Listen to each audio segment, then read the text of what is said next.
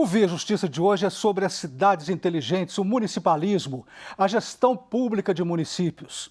Nossos convidados, o desembargador José Luiz de Moura Faleiros, do Tribunal de Justiça de Minas Gerais, e o deputado Rodrigo Lopes, presidente da Frente Parlamentar Mineira em Defesa dos Municípios, aqui da Assembleia Legislativa de Minas Gerais. Nós vamos começar com o conceito das cidades inteligentes. O que são elas? Qual a importância das cidades inteligentes, deputado? Obrigado, Carlos, aí pela oportunidade. Uma alegria aqui compartilhar esse momento com o desembargador Faleiros. E aqui nós estamos hoje como dois ex-prefeitos também, né? E dando a nossa contribuição. Quando a gente fala em cidade inteligente, a gente tem dito isso várias vezes, a primeira concepção que muitas pessoas têm é que nós estamos falando de tecnologia, que nós estamos falando de Wi-Fi, nós estamos falando de LED, mas a concepção da cidade inteligente, ela vai muito além disso. A cidade inteligente, ela trata de planejamento. E aí a gente vai tratar de planos diretores, dos planos setoriais, do PPA, da LDO, do planejamento estratégico, justamente para que o município ele consiga entender qual é a cidade que nós temos hoje através de um diagnóstico, qual é a cidade que nós queremos ter em 2050, 2060, 2080 e qual é o caminho que nós vamos percorrer. E nesse caminho a gente vai ter as ferramentas, a tecnologia uma delas, hoje é essencial, mas a concepção em si da cidade inteligente é isso, a cidade que temos, a cidade que queremos e como vamos fazer para chegar lá. O desembargador Faleiros foi prefeito de uma cidade de São Paulo antes de ingressar na magistratura, prefeito de Itirapuã. Desembargador, a transformação das cidades ao longo do tempo, ela leva a um só caminho hoje, que seria o caminho das cidades inteligentes, ou seja, necessariamente toda e qualquer cidade terá que se tornar inteligente? Sem dúvida alguma, meus cumprimentos e agradecimentos por estarmos aqui, ao lado do nosso querido ex-prefeito e deputado estadual, que muito nos honra, Carlos. Mas é interessante, Carlos, falarmos de cidade inteligente neste momento e necessário, ao mesmo tempo, voltarmos os olhares para 1988, quando a Constituição Cidadã, proclamada por Ulisses Guimarães, à mesa da Assembleia Nacional Constituinte, portanto do Congresso Nacional, que tinha em seu conteúdo os artigos 182 e 183, que ainda traziam normas abertas para serem definidas num futuro próximo, e o que ocorreu em 2001 com o Estatuto das Cidades. Mas antes também não podemos esquecer um evento marcante que ocorreu da ONU na cidade do Rio de Janeiro, em 1992, a ECO 92. E, posteriormente, a publicação desta lei que se denomina Estatuto da Cidade, e, posteriormente, em 2015, o Estatuto das Metrópoles, é que nós passamos a ter um alinhamento normativo, compatível com a Carta Cidadã, com a Constituição Federal, para chegarmos no mundo da tecnologia, com todo o desenvolvimento que temos hoje, para denominarmos efetivamente as nossas municipalidades como sendo cidades inteligentes. E como muito bem disse o deputado há pouco, é algo extremamente importante e marcante no mundo contemporâneo, porque não temos mais condições de mantermos o pensamento voltado para uma administração pública arcaica como foi antes da Carta Magna vigente e antes dessas discussões que estão sendo hoje a pauta de qualquer assunto que envolva o municipalismo. E cidade inteligente, como muito bem disse o deputado, é aquela cidade que exige um aprimoramento, um aperfeiçoamento com a metodologia da comunicação, o denominada comunicacional, nos moldes em que hoje a rede mundial de computadores nos apresenta e que traz todas as nuances, todos os aspectos, né, envolvendo as ações efetivas do gestor municipal. Aquele gestor que precisa de ter uma equipe alinhada e conhecedora de todas estas nuances, de todos esses aspectos que envolvem o sistema mundial tecnológico, notadamente a rede mundial de computadores, para que haja uma eficácia e esta eficácia da gestão pública atinja de uma vez por todas os anseios da população. Deputado, como funcionam as cidades inteligentes? Por exemplo, como que é uma cidade inteligente na questão da mobilidade? Como que seria? Bom, primeiramente, essa cidade precisa ter um plano de mobilidade. Ela precisa compreender que ali não é uma cidade só para veículos, mas que principalmente as pessoas transitam por essa cidade. Nós precisamos discutir os modais de transporte, né? Pensar no transporte público eficiente, acessível, que consiga contemplar as pessoas mais carentes e que necessitam do transporte para trabalhar, para se locomover. Ao mesmo tempo, nós temos que pensar nas pessoas idosas, que necessitam da questão da acessibilidade, que hoje, né, a gente vê muitos lugares aí tem rampa de um lado da calçada e do outro não tem. A questão do idoso e do deficiente, né, ao mesmo tempo que nós temos uma mãe empurrando um carrinho de bebê. Então, essa concepção de que lá atrás a gente pensava em cidade, a gente pensava em mobilidade, a gente falava em trânsito, e a gente falava em carro, e a gente olhava para esse conceito simplesmente limitado à questão da locomoção de veículos. Então, isso hoje ele vem numa pauta onde o ser humano é mais importante do que o veículo. Todos nós somos pedestres em algum momento, inclusive quem está dirigindo o carro ou quem é um motorista de um ônibus coletivo. Em algum momento ele é pedestre. Então a atenção tem que ser voltada para isso. Nós temos que avaliar a concepção do ciclista, né, a concepção de todos os outros modais de transporte que são possíveis. E é uma coisa muito interessante que nós precisamos refletir. Eu, ainda criança, no final da década de 80, início dos anos 90, a gente via nas rodoviárias um grande fluxo de pessoas, nas rodoviárias das cidades pequenas. E hoje, se você passar nas rodoviárias das cidades pequenas, elas estão praticamente abandonadas. Ou seja, nos municípios menores, nas cidades pequenas, as pessoas hoje têm mais carros. A quantidade de veículos é maior, usa-se menos o transporte coletivo e com isso é mais veículo nas ruas. É uma preocupação, daí vem a questão da sinalização, a questão dos semáforos, a questão de conceber, de fato, um trânsito seguro e, além disso, toda a possibilidade de locomoção. A maneira com que o cidadão consegue o mais rápido possível chegar na sua casa, chegar no seu trabalho, chegar na área comercial e resolver as suas questões do dia a dia. E como que seria na área de energia uma cidade inteligente, desembargador? O que visa? Nós temos muitos avanços nesse setor, inegavelmente acontecendo no país, né? Nós podemos dizer que somos da época, por exemplo, da iluminação pública com lâmpadas incandescentes. Isso hoje é inadmissível, né? Porque gera muito gasto, a eficácia ou eficiência da luminosidade não é comparável com as que nós temos hoje no sistema de LED, por exemplo. Então, uma efetiva implantação de um sistema moderno com lâmpadas LED mais econômicas, né, que trazem, obviamente, ações efetivas dentro deste contexto de respeito ao meio ambiente e também de economia para o erário público. E não apenas também nesta questão da iluminação pública, citando um exemplo concreto da área de energia, mas também na área comunicacional, as expansões de redes de fibras óticas, né, instalações de equipamentos de Wi-Fi nas cidades com acesso aberto à população, principalmente a população estudantil, que após o período pandêmico passou a usufruir e utilizar os equipamentos de informática com efetividade. E isso precisa ser levado a efeito por todos os alcaides pelo Brasil afora, porque, inegavelmente, a comunicação depende substancialmente da energia. Tanto da energia elétrica, né, porque sem ela os equipamentos não funcionam, quanto a efetiva instalação de antenas, de sistemas que propiciem o acesso rápido e eficiente aos usuários, à população de um modo geral. Então, vários os parâmetros, os aspectos que envolvem essa questão, Carlos. E trazendo também uma contribuição aqui à fala do desembargador Falheiros, nós tivemos ontem na audiência pública, tratando de cidades inteligentes aqui na Assembleia, uma fala da House, que ela desenvolveu uma tecnologia das casas com placas pré-moldadas que tem como matéria-prima madeira e que ela conserva uma geração de energia com aquecimento, com a questão do ambiente agradável, diminuindo o consumo de energia. A casa ela consegue produzir mais energia fotovoltaica se ela tiver a placa do que ela vai consumir. Então, uma geração inteligente, eficiente e além da celeridade, né? A gente vê hoje questões de calamidade, que de repente as pessoas ficam desabrigadas e essa tecnologia ela consegue deixar uma casa pronta em 48 horas. Então, imagina, né, nessa concepção aí de uma questão de urgência e ao mesmo tempo, porque nós tratamos aqui do LED, do Wi-Fi e dessas questões tecnológicas, mas nós ainda somos um país que tem problema de saneamento. Um país que tem problema, né, com a questão da mobilidade, que tem problema de habitação. O déficit habitacional do Brasil ele é gigante. Então a tecnologia e a inteligência vai nos ajudar com certeza a superar problemas seculares. Ambos tiveram experiência na gestão municipal. Eu pergunto, a cidade inteligente ela custa caro para o orçamento? Ou o custo-benefício lá na frente será vantajoso em termos de economia? Entendo que será vantajoso, Carlos, inegavelmente, Porque se nós voltarmos os olhares, por exemplo, para a década de 80, para a década de 90, os equipamentos urbanos eram muito arcaicos, né? Nós poderíamos dizer que estávamos numa era totalmente defasada do que se apresenta hoje diante da tecnologia.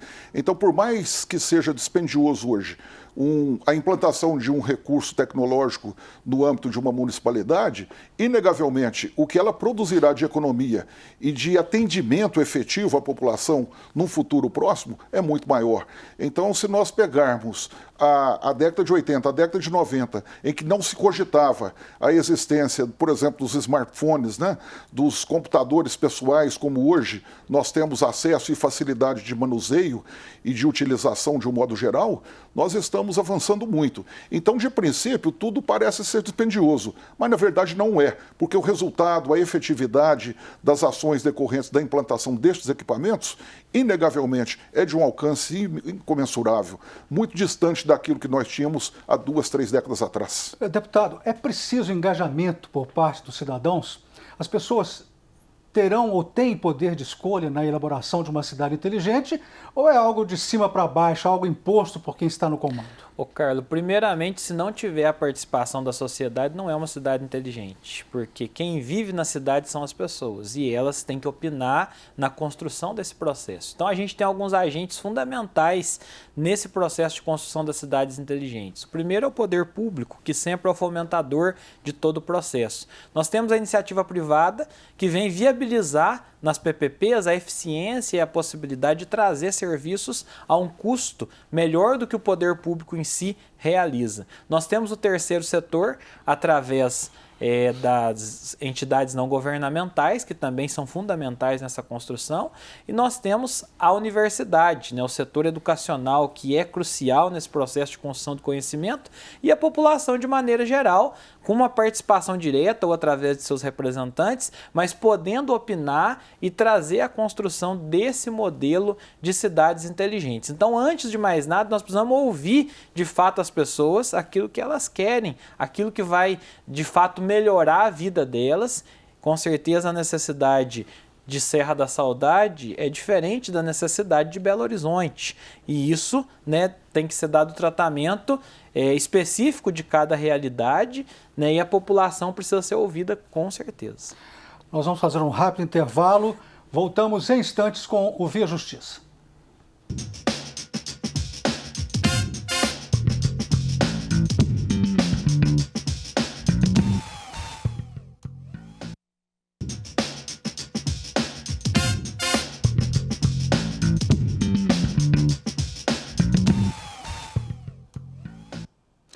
O Via Justiça de hoje com os temas as cidades inteligentes, o municipalismo e a gestão pública de municípios.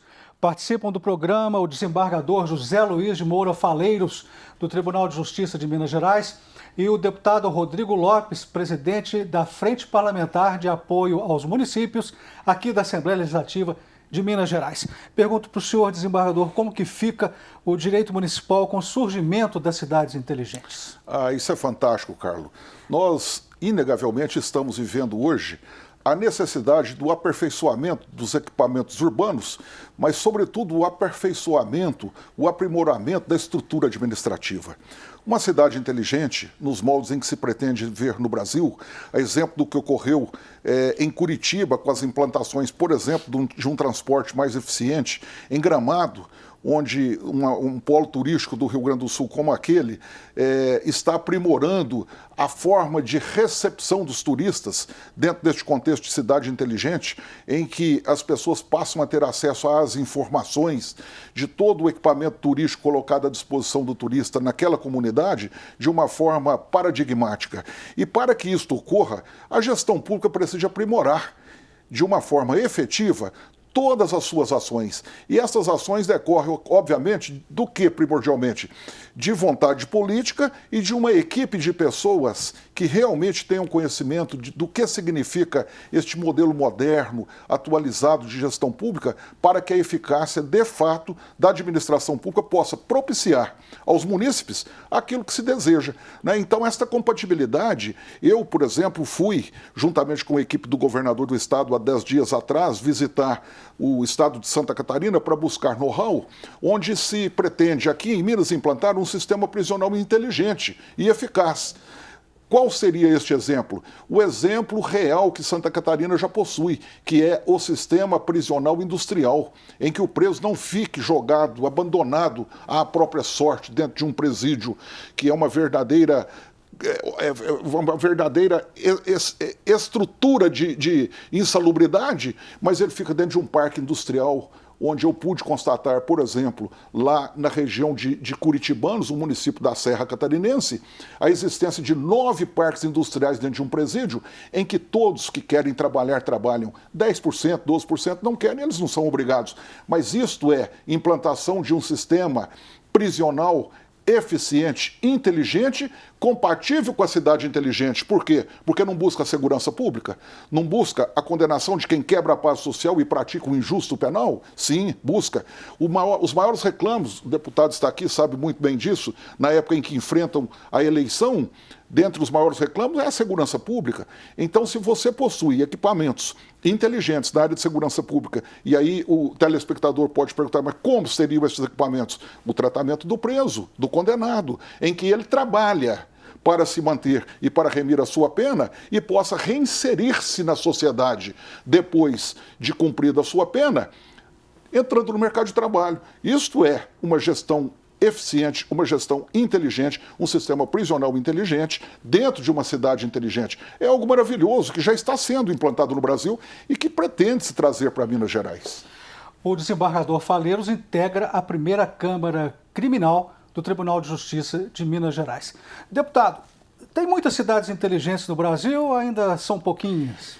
Depende do estágio de cada um. Muitos municípios já estão trabalhando nesse conceito, no entanto, a gente tem várias concepções. Eu diria que se a gente for buscar na questão da concepção hoje, eu acredito que do ponto de vista do LED, do ponto de vista da tecnologia, a gente tem vários avanços em diversos municípios. Agora, a concepção em si de toda essa discussão, ela ainda está num estágio ainda muito inicial, né? Nós precisamos, com certeza, avançar muito mais nessas propostas, avançar muito mais, principalmente no conhecimento. E foi com base nisso, Carlos, que nós apresentamos, através da Frente Parlamentar em Defesa dos Municípios, um projeto de lei aqui na Assembleia Legislativa, projeto de lei 789 de 2023, que ele vem criar no Estado de Minas Gerais uma política de apoio e incentivo às cidades inteligentes, Minas Inteligente. Nós propusemos aí essa peça legislativa que vai tramitar por dentro da casa e ele tem o objetivo de trazer, de fato, uma diretriz jurídica no Estado de Minas Gerais para não ficar as iniciativas não ficarem esparsas muitas vezes, sem nenhuma intromissão na questão do interesse local, mas o Estado, de fato, dando as diretrizes de apoio a esse processo de cidades inteligentes que eu entendo que vai ser, né, com certeza, um grande ganho para cada mineiro. Desembargador, é possível fazer cidades inteligentes sem necessidade de tantas tecnologias avançadas? Pergunto isso pelo seguinte, o cidadão humilde, né, vai ter que ter lá seu celular, seu tablet, para poder acessar os serviços. Como trabalhar isso? Carlos, a palavra inteligente ela decorre de uma tradução não literal, completa da palavra smart, né, do inglês. Daí o smartphone, né, e tantas outras que utilizam essa palavra smart. Por quê? Porque, inegavelmente, a inteligência tem que estar afeita ao sistema tecnológico e também aos equipamentos urbanos. O deputado mencionou há pouco, com muita propriedade, a questão, por exemplo, do lixo, em outras palavras, mas do lixo produzido numa cidade. Isso, há 2 décadas atrás, não era motivo de grandes preocupações. Todos nós produzimos lixo. E a quem compete o encaminhamento desses dejetos, destes detritos? A municipalidade. O prefeito é que tem que dar um jeito. Hoje, o lixo é tratado, o lixo não é jogado mais em uma vala qualquer na margem de uma estrada, como acontecia há pouco tempo atrás, na maioria dos municípios brasileiros. Então precisamos de quê? Precisamos de buscar equipamentos, tecnologia, para aprimorar ou aperfeiçoar não apenas a coleta, mas a destinação desse lixo. E a questão do saneamento básico? que lamentavelmente no Brasil ainda não é a realidade de todas as comunidades, né? Existem inúmeras municipalidades no Brasil que sequer têm coleta de esgoto. Tratamento de esgoto, que deveria ser o padrão de todas as municipalidades, ainda é um sonho quase que inatingível para muita gente. E tudo isso depende de tecnologia, para que o cidadão comum, aquele que tem pouco acesso à tecnologia, como você muito bem disse, ao computador, por exemplo, ele possa conhecer e conectar-se a toda esta gama de informação, buscando, reivindicando algo que possa ter efetividade. E os, obviamente, gestores públicos precisam de colocar esta tecnologia ao alcance de todo e qualquer cidadão para que possa ocorrer esta interação, esta integração dos mecanismos de atuação dos agentes públicos e agentes políticos com a população que anseia e que é o destinatário final de todas as ações e de todas as concretudes decorrentes de uma administração eficaz. Então, não podemos separar por classe social, no meu entendimento, Carlos, qualquer dificuldade de acesso à tecnologia. Precisamos, sim, da tecnologia para que a cidade de eficiência possa tornar, ou melhor dizendo, a cidade inteligente possa tornar-se algo efetivo e concreto nas comunidades do Brasil. Eu tenho uma curiosidade em termos políticos, né? Como que será o novo político a partir das cidades inteligentes? Porque aquele velho político que trabalhou com outra realidade e naquele momento que se candidatou, como que ele tem que se candidatar agora para atender a esse princípio da cidade inteligente? Olha, Carlos, eu acredito que o político, ele precisa, a população tem que ter o sentimento de representatividade, né? O desembargador Falheiros foi prefeito na década de 80, eu fui prefeito, encerrei meu mandato há 2 anos. E cada momento tem a sua realidade. Esse é um momento em que o cidadão, ele não se conforma muito mais com a democracia representativa. Ele quer em algum momento exercer a democracia direta. Ele quer acessar o governador, ele quer acessar o prefeito, ele quer acessar o deputado. E a tecnologia nos dá esse caminho. Hoje, qualquer pessoa consegue entrar na minha rede social e me acionar, assim como consegue acionar qualquer político que tenha rede social. Cabe ao político o retorno ou não. Cabe ao político criar esse vínculo e criar essa conexão ou não. Aí, cada um vai ter o resultado depois dentro desse processo político que se desenha nos próximos anos. Desembargador, em termos históricos, a gestão municipal ela foi se tornando uma coisa complexa. O senhor concorda nisso? Concordo. Um gestor do passado tinha menos problemas do que os gestores de hoje, ou tem que se considerar realidades diferentes? Realidades diferentes. Os problemas sempre existiram, né? Falávamos há pouco das dificuldades na área de segurança pública, na área de limpeza pública, na área, enfim, até de inumação de cadáveres nas necrópolis municipais, que são coisas que nós não nos preocupamos, mas que o prefeito tem que se preocupar. E que continuam existindo e vão existir sempre, né? Por isso eu sou um grande defensor de que nós devemos, sim, admirar e respeitar as pessoas que colocam os seus nomes para serem sufragados nos pleitos, porque nós nunca vamos viver sem prefeitos, sem vereadores, sem deputados, governadores, etc.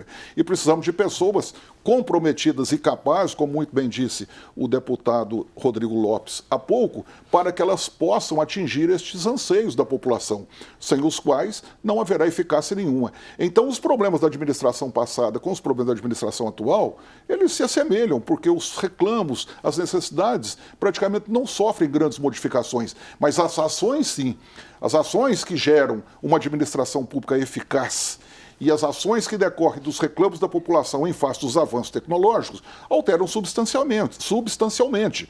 Nós tivemos a democracia e participação implantada na década de 80 pelo governo Montoro no estado de São Paulo, consubstanciado pelo governo Tancredo aqui em Minas, pelo governo Richa no Paraná, pelo Dr. Santilo em Goiás. Eu me lembro muito bem disso, um grande administrador do estado goiano que implantou o sistema de mutirão de condução de casas próprias naquela época no município de Catalão. Eu lá estive para presenciar como aquilo funcionava, e foi algo maravilhoso e que hoje se fala de uma forma simples e que acontece no Brasil todo, em vários setores, não apenas em construção ou edificação de casas. Mas, obviamente, os problemas vão exigindo aperfeiçoamento das ações dos gestores. E aí que está o ponto principal, que chegamos à cidade inteligente e que o nosso deputado acabou de mencionar, que a população tem que realmente exigir que pessoas comprometidas com este avanço, com essas necessidades de respostas aos anseios e reclamos do povo, sejam colocadas no pleito eleitoral para serem votadas, porque, caso contrário, o avanço não existirá.